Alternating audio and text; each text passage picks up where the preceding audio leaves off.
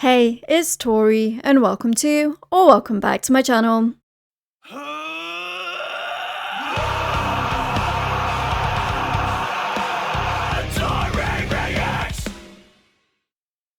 Today we welcome Monique from Reliqa to the channel. How are you doing today, Monique? I'm so good, Tori. How are you? I'm doing really well. I'm just really thankful that you've taken the time out of your busy schedule to be here on the channel today to talk about your brand new album, of course, which is called Secrets of the Future, out May 31st via Nuclear Blast Records and, of course, Grayscale Records, where you are over in Australia. How has that been for you? Of course, you just recently signed with Nuclear Blast earlier on with it this year for obviously for the rest of the world. How has that been working with them? It's been amazing. The way that I like to think of it is like we've always had our own little network, sort of our own little bubble, I guess, which has been like the Reliqa ecosystem, I guess. And so upon signing on with Nuclear Blast and Grayscale over here in Australia, that bubble has just gotten way bigger. Like all Mm-hmm. of a sudden, just like it sort of exploded. But the best part is like it still does feel like a bubble. It's still like nice and intimate, and we have gotten really close with some of the people, like some of the reps from both labels, and it's just been really nice. It's just good to have some more helping hands on board, and it just makes it all feel a bit more real, I guess. Mm-hmm. Yeah, it's Yeah. definitely nice when it becomes like that close-knit, like sort of family, if you will, because it just makes things easier for you and it takes a little bit of pressure off of you guys. Instead of you guys having to do everything, you can like put that out to like to the label and they can do that for you. Of course, you guys Yeah. have had like 3 singles out so far from the album. How have you found that response from your fan base or from like people like myself who are just now discovering you with this album? Yeah, it's been amazing.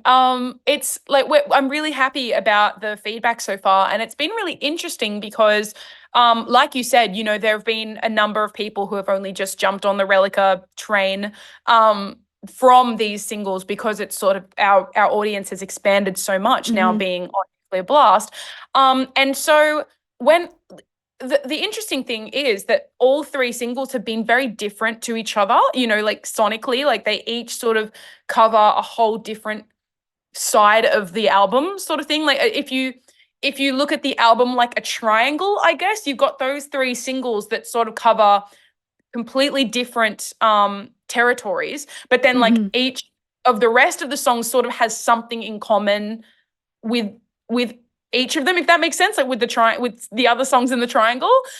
So people who jumped on board hearing Terminal, our first single from the album for the first time, we had some interesting feedback being like, oh, this is not what I was expecting for this band, like it sounds a lot more sort of radio ready, like very sort of straightforward rock sort of thing, almost a little bit dancey in a way, and that's absolutely the like intention with that song. We Because it's quite different for our usual territory, but then we dropped Killstar, and that is that's more like us, like more typical to our sound sort of thing. Mm-hmm. So then people were like, oh, okay, like I can really get on board with this. Basically, what I'm trying to say is like we've we've shown three very different sides of ourselves with these singles. And so once people like I think that we've established that the album is going to be quite diverse, and I'm just really interested to see who latches onto the album because it could really be any number of people, any kind of fan base, because we've got like a bit of hip hop in there, a bit of prog, a little bit of metalcore. So like I'm just curious to see what our audience looks like on the other side. Yeah, no, I'm very curious. Like you say, it totally makes sense with the triangle and how you've got these 3 points and these 3 singles so far have been, because I have listened to all three, like the first two we checked out on one of my Twitch streams. I was like, damn it, I should have filmed Amazing. that as a reaction, but I finally did your latest one. It Excuse was me. so great. I loved Uh, watching it. It was really Thank good. you. And I just love when you do like that more rap, if you will. It's very Yep. sassy, and I love that.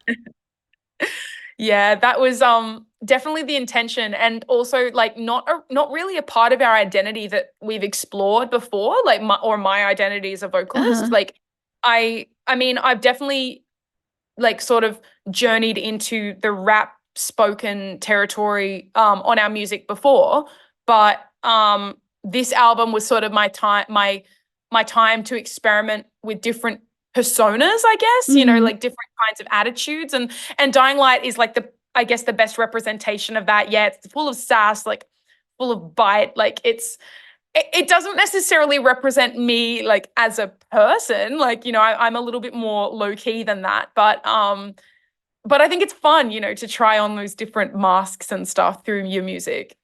Yeah, and it's fun to explore different avenues within the music genres because you do take from a lot of different things, and why not, right? We've got the whole world at our feet with so much inspiration that it's just like, well, we may as well try and, you know, put this in there. Yes, it may not be for everybody, but you know, that's the beauty of music. And I'm so excited to hear the rest of the album. I did want to ask you if you could personally describe what the album is about and what it means to you.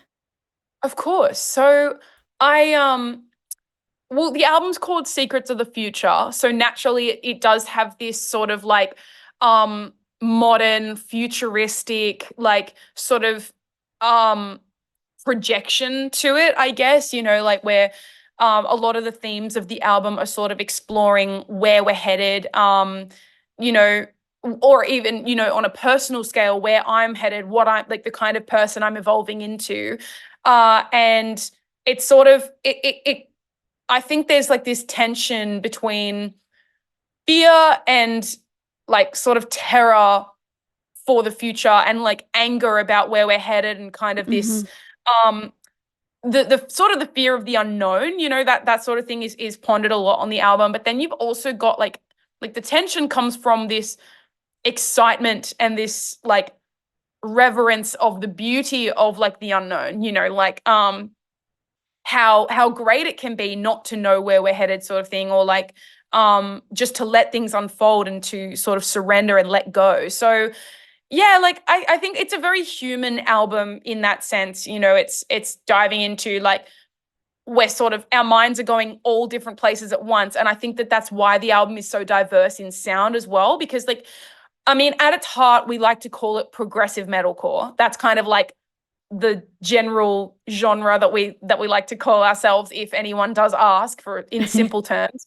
But you know, which if you'll find out when like, if you listen, that it's got like a lot of different genre sort of styles blended into that as well, like all throughout the album. You know, like we go as far as like our ensembles sometimes strip right back and don't have any of the instrumentals, and it's just kind of like spoken word with like a trap beat and like a little synth underneath it, sort of thing. Mm-hmm. So like I mean, a little bit like Sleep Token in that way, actually. Their album Take Me Back to Eden, you know, it has those sort of little hip hop pockets in there and like contemporary music pockets. But on the whole, it's kind of like a heavy album. So yeah, I think yeah, these sort of fleeting moments that we experience as people, they've sort of tried to be captured through different sounds on the album. And yeah, I think there's something for everyone on there, really, is that's the goal, at least. You know, there's something that every kind of not every, but like many different kinds of music fans can kind of latch onto, I think. Mm-hmm. And I think that's a brilliant way to describe it. It's just it's human, and it's this human Yeah. nature of course you either take this life by the horns and you embrace it, or Yeah. you live each day like you're scared of what's going to come, and you can't do that. You know, we only get one life as far as we know, and you just have to embrace it. And personally, I try and take each day as it comes. And for me, Yeah. I don't know if you've ever heard of aphantasia. It's where you don't have like a mind's eye. So like when people think, they can see like pictures and images in their brain. Mm. Whereas I Yeah, don't have yeah, that. Yeah. yeah, So that's why music is a huge thing for me, because it really connects me that way. And it also drowns out that noise. And my mind's just like constantly like I have this inner monologue with myself all the time. So when you were absolutely. talking about that, I just totally connected, and it just made me so even more so excited to listen to the whole thing from beginning to end, especially seeing as you've got all of these different genres, and because I love that in music. And I wanted to know what you would hope that your listeners would take away from listening to your music. Firstly, all of that just like spoke so closely to my heart. I'm so happy that it resonates with you, and I can't wait to hear what you think of it, you know? But yeah, something that I hope people take away from the album. I honestly, I think something that we're trying to do with this album is build a level of mutual trust with our audience, I think. Hmm. And with our expanding audience, don't get me wrong, you know, it's I think that I hope that this album means that we reach a whole lot more people than we have already, which already has been amazing, but you know, even more so than that. And that's something that we got to be doing is constantly evolving and growing. But yeah, this I think something I'd like, I guess like an overarching message is like be open-minded and trust the process kind of thing. Like I hope that that can also like apply as like a little bit of like a moral value, like a life lesson sort of thing as well. But also with music, you know, like um sometimes there is a big element of, you know, the unknown in music. You know, if you start an album from song 1 and you journey through to song 12, like um there's going to be moments where it's sort of like, you know, might not necessarily gravitate, like it might not necessarily hit the right spot, but eventually, you know, like you'll find something that you do enjoy. I guess like I guess yeah, it's this open-mindedness that I think is something that I hope. Like I hope that this can someone can come out of listening to our music finding something else that they like that they might not have necessarily liked before, I guess. Yeah, it's tricky because ultimately we do not decide, I do not decide what kind of experience people are going to have with this album. On Right. May 31st, it's not ours, it's the world's, you know, it's yours. So um I'm not trying to put too many preconceived notions of what I want people to do with this album. I'm just kind of like, please enjoy it in the way that you enjoy music most. And if you find something on there, then welcome, we love you, you know, like I hope you can enjoy what's to come after that sort of thing. So yeah. Yeah. Yeah, that's a brilliant way to look at it. Just because it's got to be scary. You guys have been working on this album for however, like a year plus, if not longer, and Oh now yeah. and then it finally comes out, and you don't really get that feedback because unless, of course, reaction channels who do like full album reviews and stuff like that. But Mhm. once it's out there, it's like our baby's out there now. Like, what do people think? And it's got to be scary, but also like exciting at the same time. So yeah, Yeah, that's what exactly does right. yeah. What does your creative process look like for you when you are composing or writing songs? So we've actually changed our creative process quite a lot during the making of this album. And that was an intentional thing. So we used to write in a way that I like to call like the production line. So Hmm. it would start with one member of the band comes to the table with like a fully fledged demo, like everything is fleshed out kind of thing, except for vocals, but like, you know, it's mainly just like all instrumentals are covered. Um, and then, you know, the next member picks it up and adds their part, next member picks it up, next member picks it up, and then eventually you've got a full song sort of thing. So while that was effective for us for a little while, it sort of lacked this level of authenticity, I guess, this level of like personal touch, I guess. So we collaborated really closely with our producer, Chris Blancato, and he sort of captained this sort of experiment for us where we would, instead of doing things remotely and sort of on in our own little bubbles, we would come together in different groupings. Like, say for example, myself and our guitarist Brandon would go into the studio with nothing prepared. Like that was the goal, to have nothing prepared from the get-go. And he would pick up the guitar, you know, I would have pen and paper, and I had never written on pen and paper before this. Like I know that that sounds so so basic and so juvenile, but I mean, I guess it's just like one of those little things you don't think of, like, oh my God, I wonder what this would be like if I'm actually scribbling things down. Hmm. Um, so, and yeah, he would just sort of like riff around until I found something that like sounded right. Like it's something intangible. It's about feel, like, like you hear something that you like and it just strikes a chord. So I'd say, okay, do that again, or like, build off that. We'll just sort of be talking about like talking through the writing process.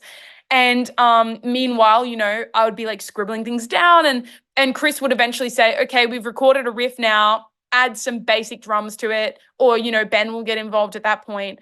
Ben is our drummer. And basically he'll be like, you've got 10 minutes, go into the other room. Here's a bounce like that you can listen to in your headphones. Give me some vocals. And so that was kind of terrifying in a way, because I've only really had the opportunity to like do it, closed off from the world in my own little bubble, like in my own little space to write, and sort of it got me into this perfectionist cycle. So I think on this album, the process of writing it was a lot less, like we sort of threw perfectionism out the window, and we tried to write with what was, authentic to us in the moment. And feel wise, those things that you Hmm. can't really explain. It's just like, oh, that hits the right spot. And yeah, I think what resulted was that diversity, because we were just writing like what we were feeling in the moment, and like what we were listening. Like, I mean, what we even listened to in the car on the way to the studio probably had an impact on what we wrote on that day. You know what I mean? So it was a lot more of a snapshot of where we were in the present moment, I think. Yeah, I definitely feel that authenticity even just from these three songs that you brought out. So it feels very organic, and like you say, it was in that moment. It's a scary thing to do, but now you've done it. Would you go about doing it again for the next album run? 100% I would. Yeah.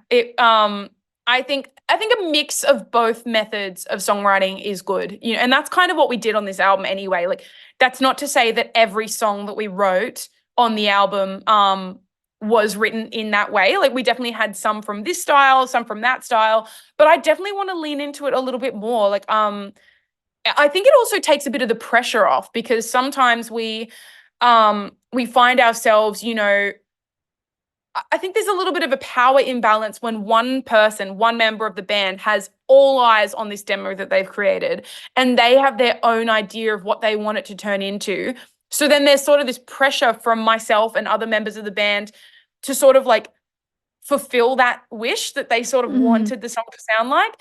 But instead, when we're all coming into the studio with no preconceived ideas and nothing prepared, it just sort of it levels the playing field, I think, between us as creatives. And I think that's really cool. It builds our relationships in a different way as well. And um, yeah, ultimately it creates this sort of like equality between us, which is really cool. Yeah, and it's also cool because like you're all different people and you're all going through different stages of your life and different emotions, and then you get to put that organically into these songs that you're creating, and it's such a cool way to go about it. I was wondering if you had like a favorite, like a personal favorite on the album.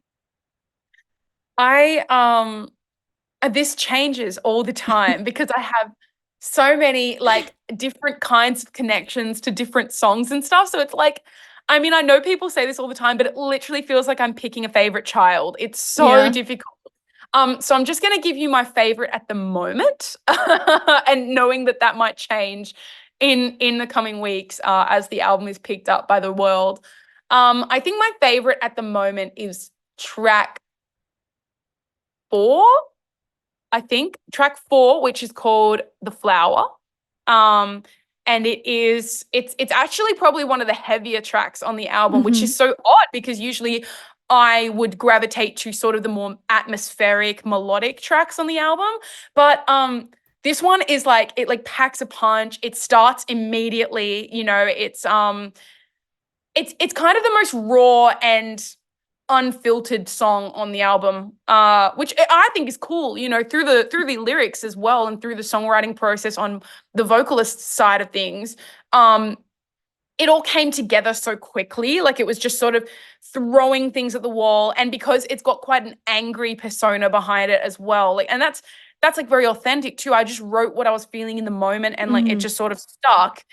And I think that catharsis is what makes me love it so much at the moment. It's like, damn, like I'm not feeling that angry anymore, but I'm so glad I was able to capture that in the moment because it helps us understand ourselves a bit more. I know that sounds so like airy fairy and deep, but like I really appreciate that ability to go back and listen to a song that I felt so strongly about at the time. I'm like, go off. Like, yeah, you tell him, like it's Right, just cool.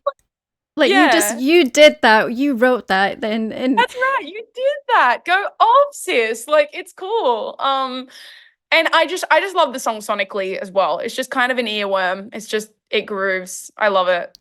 yeah, And you got to it's write songs that you love, right? You got to write songs that you exactly. enjoy listening to. So yeah, if you don't like listen back to the songs that you write and produce and love them, like I think you got some work to do because like and of course it takes a while to love those songs that you write, but like I just really enjoy our music and I think that that's a testament to like how we honor ourselves and how authentic this album is and like damn like yeah we're writing music that we enjoy, which is cool.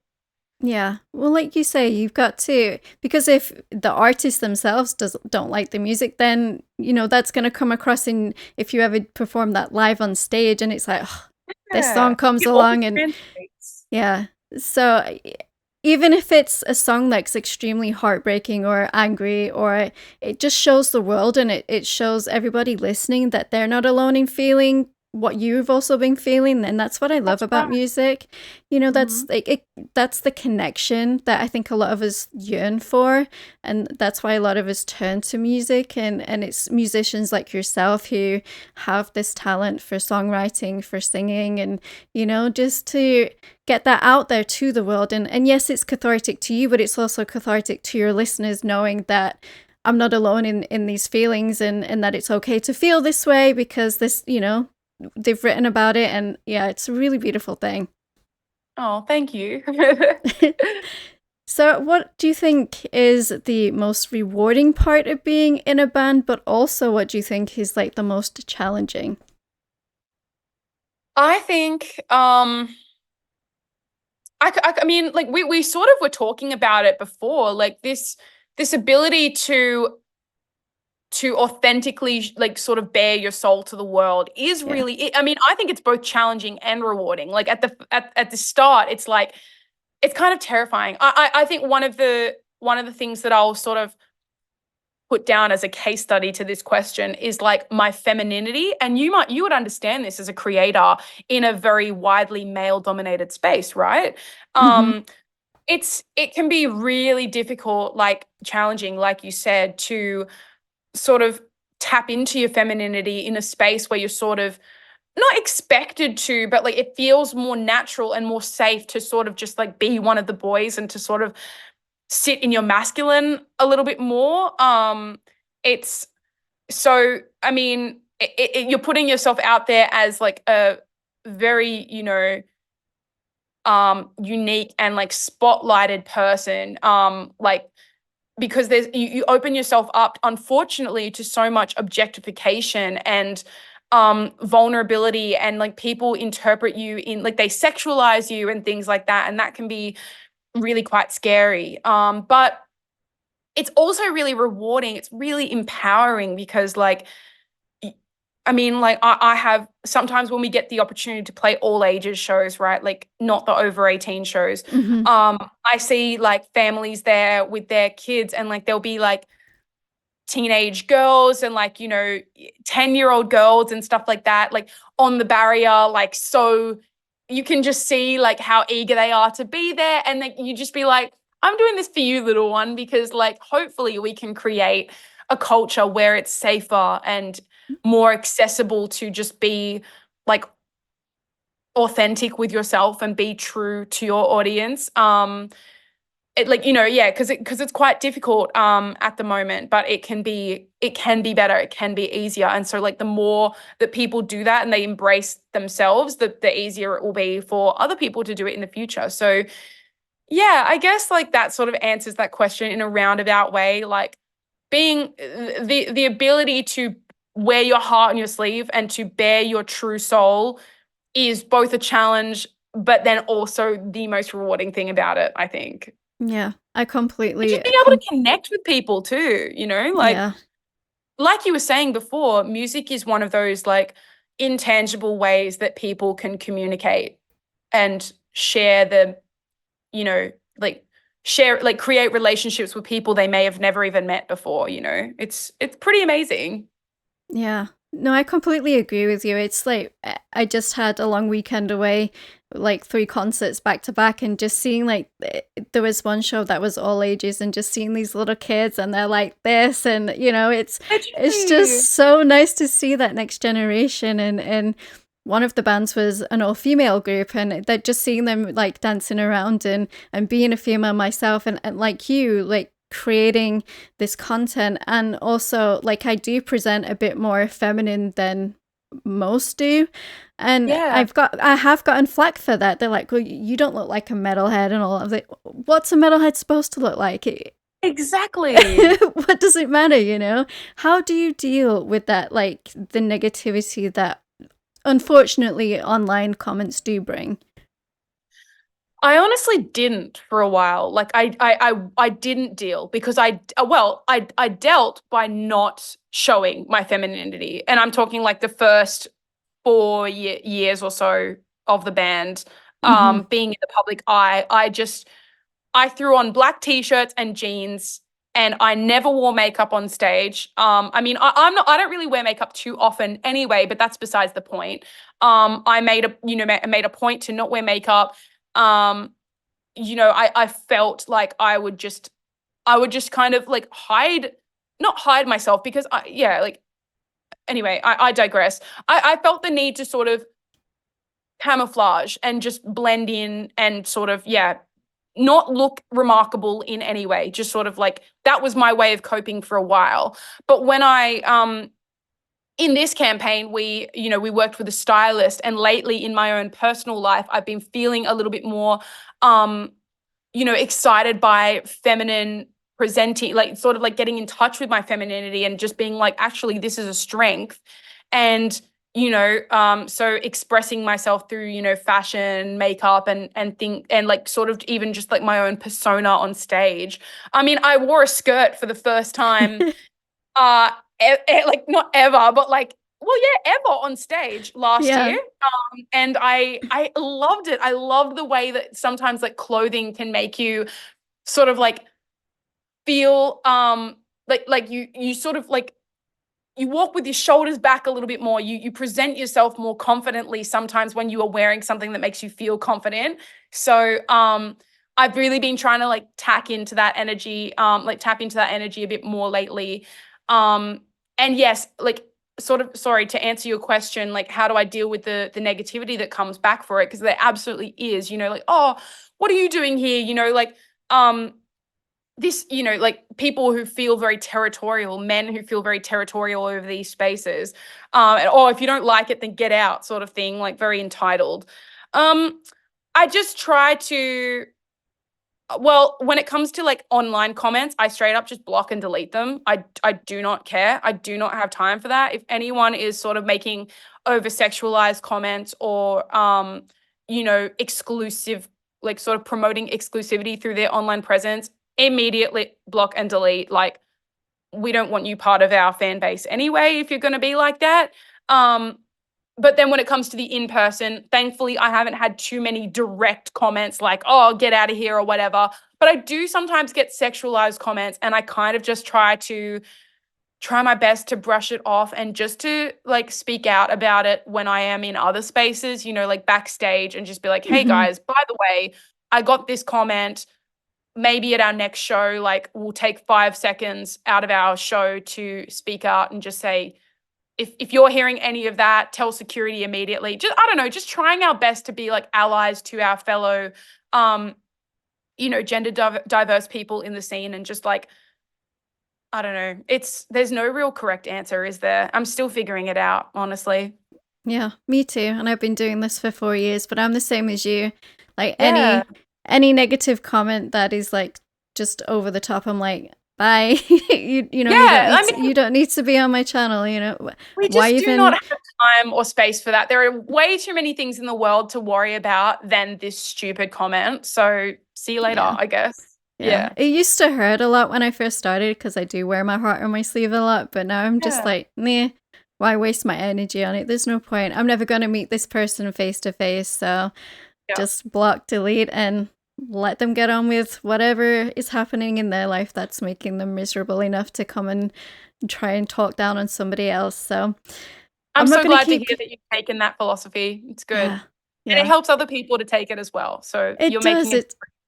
It's much healthier, I think, and it's Mm, like you say, it's those thinking of like that next generation, and especially the women, or you know, non-binary people, or whatever mm, they, you know, identify as, mhm. and they're looking up to you and they're seeing how you react to something, and like you say, there's no right or wrong way to go about things. It's a very like it's not black and white, if you will. It's all like Yeah, fuzzy, and there's no real way to say like I do this and I do that. It's just, you just got to be a decent person at the end of the day, and 100%.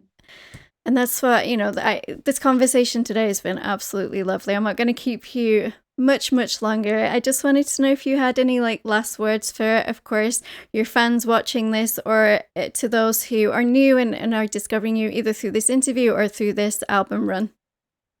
I mean, whenever anyone asks me this, I always just like to take the opportunity to say thank you, you know, for taking the time. Thank you, Tauri, for, you know, chatting with me. It's been super fun to get to know you. And also, yeah, anyone who's listening, we're really just grateful to have you. Like it really makes an impact, I think. Anyone who um, you know, even just adding a song to your playlist, or like saving the album, or you know, especially if you go and pre-order it, or like go and order a copy of your own, or buy tickets to a show, like every single one like makes a huge impact on just us humble musicians, you know, like we're just trying to make our way through. And it's really amazing. And I guess, yeah, I can't wait to get over to where are you based, Tori? I am in the US right now. Yeah, I Yeah. can't well, yeah, we're so excited to get to the US. All the tracks are in place, all the plans are in place to, you know, get over to the States and get over to Europe. It's just a matter of when now. So, Right. like, as soon as we pull the plug, we will be there with bells on, and we I can't wait can't to meet wait. you all in person. Yeah, I'm excited for that too. Yeah, because well, I am from England originally, but I've been over here for like be 12 years next in July. It's just gone like Wow, so fast. that's so But yeah, no, cool. I'm so excited to hopefully get to meet you like in real life one day and come to one of your shows, because I have fallen in love with your sound, as I said Aw, in that reaction I put out. Like, you just have such a uniqueness about you, and it's so fresh that I'm excited to see what else you have for us. But thank you so much, Monique, for taking the time to chat with me this evening. Of course, guys, I will leave all the links where you can find Reliqa down below in the description, along with that pre-order link. The album comes out May 31st, so make sure you go ahead and pre-order if you like what you hear. And yeah, thank you so much again, Monique. It's been an absolute pleasure. thank you. Pleasure's all mine, honestly. Bye, guys. Don't forget to like and subscribe to become a Taurian. Speaking of becoming a Taurian, all of my social media links and my Discord link are down in the description. We'd absolutely love to have you come hang out in the Discord community, and I will see you guys in the next video. Rock on.